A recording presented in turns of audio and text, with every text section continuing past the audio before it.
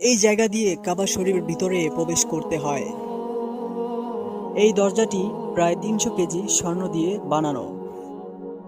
এছাড়াও কাবা শরীফের ভিতরে ৩টি পিলার রয়েছে, যা আব্দুল্লাহ ইবনে রাদিয়াল্লাহু তাআলা